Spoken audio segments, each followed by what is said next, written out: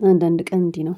እንደዚህ ከለርፉል የሆነ ቦታ ላይ ትውላላችሁ። የት እንደሆነ እስቲ ገምቱ።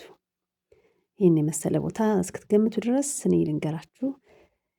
ጭስ የሚገዛበት ይሄ ሁሉ ምናልባት የምታውቁ ትኖራላችሁ፣ ማታውቁም ትኖራላችሁ። ይሄ ሁሉ ከለርፉል የሆኑ ነገር በሙሉ ጭስ ነው። በስማም የሽታ አይነት ነው የምታገኙት።